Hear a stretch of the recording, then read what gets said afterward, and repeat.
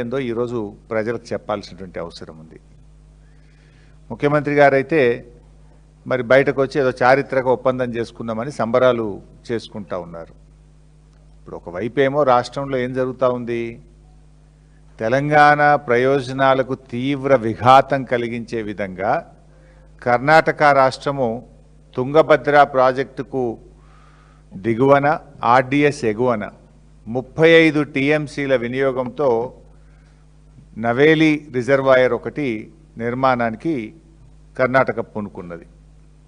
ఇంకొక వైపు ఆంధ్రప్రదేశ్ ఆర్డిఎస్ దిగువన సుంకేశుల ఎగువన 20 టీఎంసీల సామర్థ్యంతో గుండ్రేవుల అనేటువంటి ఒక ప్రాజెక్టు నిర్మాణానికి ఆంధ్రప్రదేశ్ పూనుకున్నది.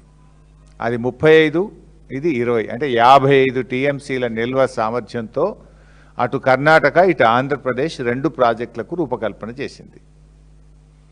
అయితే ఈ ప్రాజెక్టుల విషయంలో ఆనాడు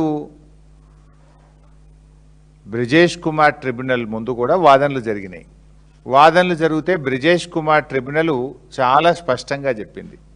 ఆంధ్రప్రదేశ్ ఏం చెప్పిందంటే, ఆ రోజు మాకు సిల్టేషన్ అయింది, మేము గుండ్రేవులు కట్టుకొని 20 టీఎంసీలు నిల్వ చేసుకుంటాము అని చెప్పి బ్రిజేష్ కుమార్ ట్రిబ్యునల్ ముందు చెప్తే, బ్రిజేష్ కుమార్ ట్రిబ్యునల్ 2013లో తాను ఇచ్చినటువంటి జడ్జిమెంట్లో స్పష్టంగా చెప్పిండ్రు, కొత్తది కట్టాల్సిన అవసరం లేదు, సిల్టేషన్ ఏదన్నా ఉంటే మీరు ప్రత్యామ్నాయం సిల్ట్ ఎలా తీయాలో ఆలోచించుకోండి తప్ప గుండ్రేవులకు నీటి కేటాయింపులు చెయ్యము అని ట్రిబ్యునల్ స్పష్టంగా చెప్పింది. తర్వాత బీఆర్ఎస్ ప్రభుత్వం వచ్చిన 9.5 సంవత్సరాల్లో కూడా ఆంధ్రప్రదేశ్ ప్రభుత్వం ఈ ప్రాజెక్టును నిర్మించేటువంటి ప్రయత్నం చేస్తే మేము చాలా తీవ్రంగా అపోజ్ చేసినాం.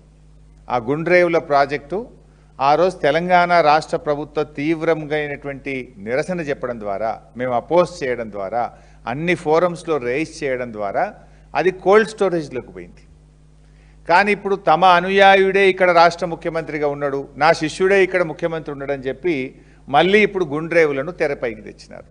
ట్రిబ్యునల్ వద్దన్నది ఆనాడు 9.5 ఏళ్ళు బీఆర్ఎస్ ఆపింది. మళ్ళీ ఇప్పుడు గుండ్రేవుల ప్రాజెక్టు ఇటు ఆంధ్రప్రదేశ్ పైకి తీసుకొచ్చింది, అటు నవేలి ప్రాజెక్టును కర్ణాటక పైకి తెచ్చింది. అంటే ఇవాళ తుంగభద్ర మీద 55 టీఎంసీలతో వచ్చే ఈ 2 రిజర్వాయర్లు రేపు తెలంగాణకు తీవ్ర నష్టం చేస్తాయి. Tungabhadra ultimately it comes to Srisailam, ఒక ఆర్డిఎస్కు కాదు, శ్రీశైలం కూడా రేపు నీటి ఫ్లో తగ్గడం ద్వారా రేపు శ్రీశైలం మీద ఆధారపడ్డ కల్వకుర్తికి కానీ పాలమూరు రంగారెడ్డి ఎత్తిపోతల పథకం మీద కూడా ఇది తీవ్రమైనటువంటి ప్రభావం చూపుతుంది.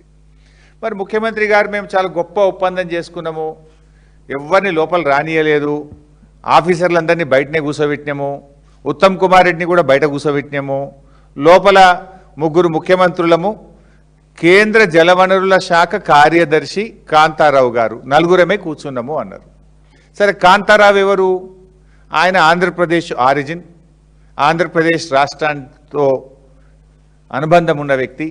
చంద్రబాబు నాయుడు గారే ఇలా కేంద్ర ప్రభుత్వంలో తనకున్నటువంటి పలుకుబడిని ఉపయోగించి ఆయనను ఆంధ్రప్రదేశ్ చెందిన వ్యక్తిని కేంద్ర జలవనరుల శాఖ కార్యదర్శిగా చంద్రబాబు గారు పెట్టించుకున్నారు. మరి ఆ మీటింగ్లో 3 ముఖ్యమంత్రులు, కేంద్ర జలవనరుల శాఖ కార్యదర్శి 4 కూర్చున్నారు. మీరు చేసిన సీక్రెట్ అగ్రిమెంట్ ఏంది? ఏం అగ్రిమెంట్ చేసిందో ఇలా రాష్ట్ర ప్రజలకు తెలవాల్సిన అవసరం ఉంది, స్టేక్ హోల్డర్స్ అందరికీ తెలవాల్సినటువంటి అవసరం ఉంది. నీకేమో అవగాహన తక్కువ, ఆగమాగం ఎక్కువ నీకు. ఎందుకంటే నువ్వు గతంలో అనేక విషయాలు కూడా మాట్లాడినావు. దేవాదుల ఏ బేసిన్లో ఉంది,